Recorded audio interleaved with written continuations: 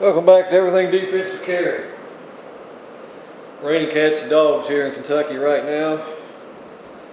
And so anyway, I want to talk about a couple of things on this video. A lot of times on gun forums and things like that, you're going to run into a lot of egos with people. And everybody's got an ego.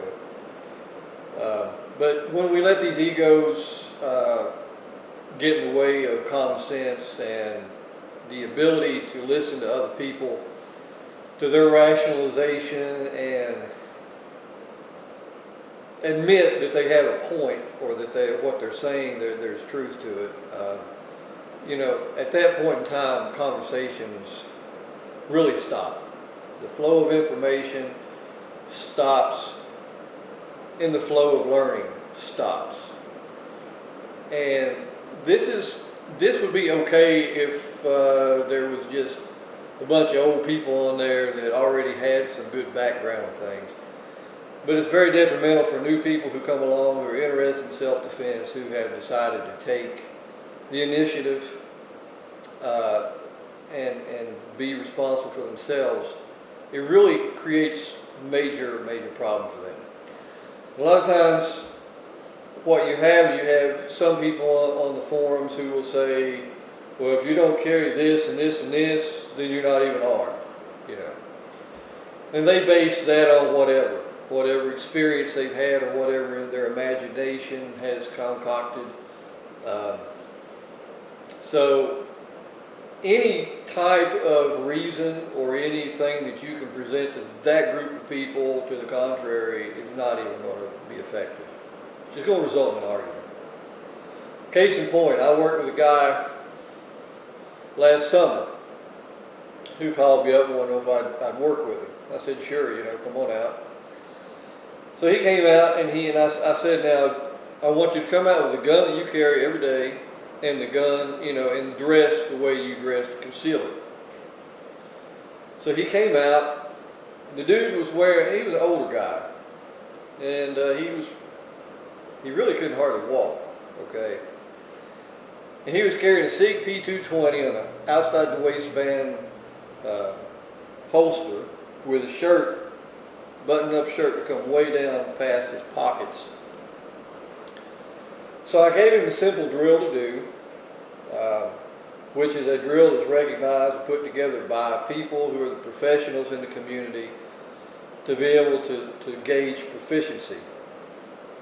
And this guy could not even draw his weapon and put a shot on target from 5 yards.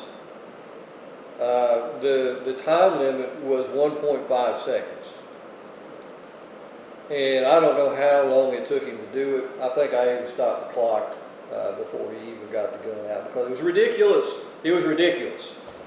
But yet he swears up and down that, he's got to carry this gun to defend his life with because it's this caliber, okay?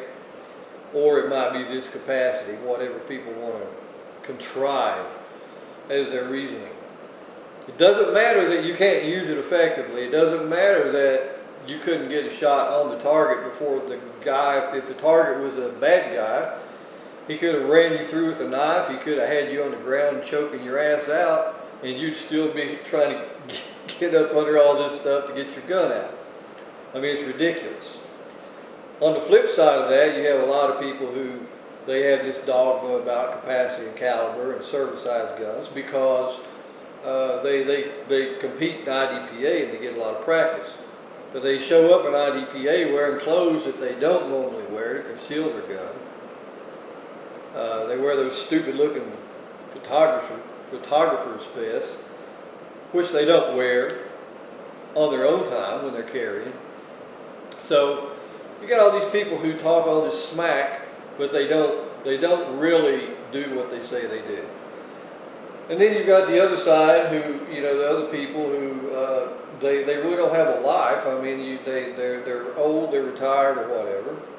So they might put on a 40-ounce gun, a 10mm or 45, or big old service-sized revolver, or the latest big old Wonder 9 here that holds 17 rounds. They might do that. but they don't go anywhere. They don't really do anything, okay? They don't really have to be that concealed because there's no consequences. On the flip side of that, you've got people who live in a real everyday world, okay? They have family, they have kids, they have a mortgage, they have, they have property to keep up, they have lives. And they need something that fits that lifestyle. But these people in this community are going to say, well, if you're going to carry something like this little 5-shot snubby, you're not even armed. So people are like, that creates a problem for them, because if the so-called experts are telling them they're not armed with this, then they go out and they buy something like this or like this, or even something like this, and they find out that they can't carry it all the time. It doesn't fit their lifestyle. So that's problematic. People get their egos invested in what they carry or what their idea of what's right is.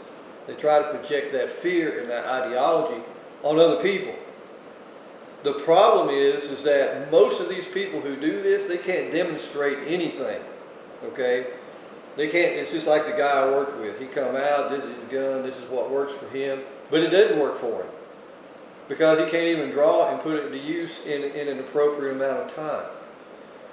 Plus there's the age factor in physical fitness. Guys, I don't care who you are, what you carry.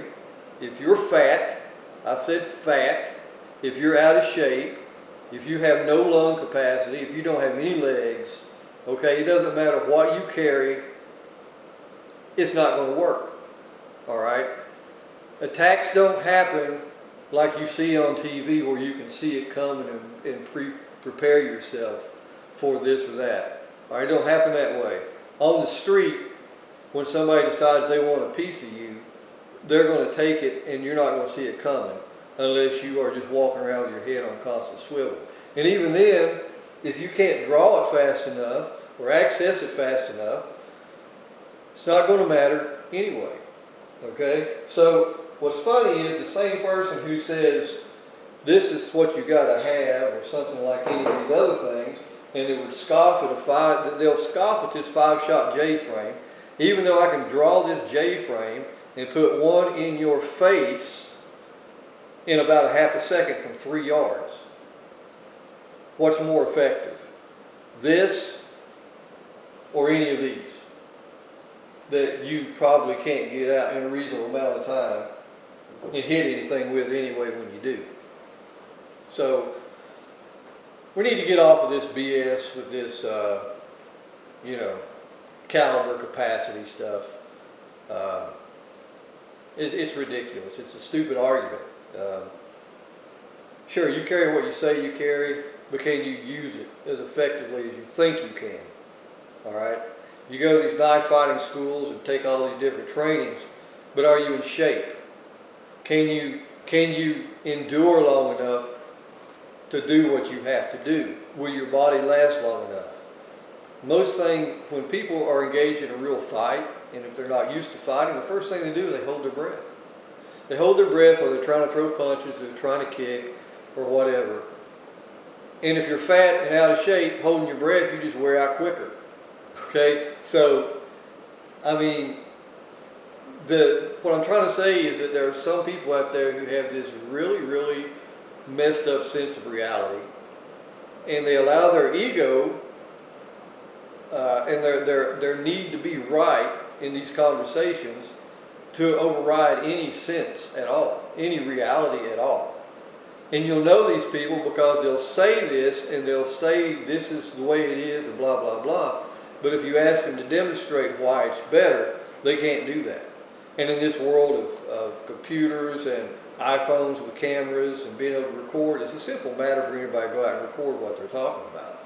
Anybody can do this, but they won't. They won't because they can't.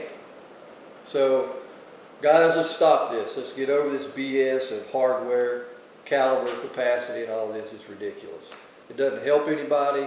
It doesn't serve the real cause of self-defense. which is about extracting yourself from a bad situation as quickly and as safely as you can, okay? That's what self-defense is. It's not about the hardware. So think about that and let me know what you think. If you're mad, I'm sorry, but my video channel, and it's my opinion. I get to say what I want. See y'all.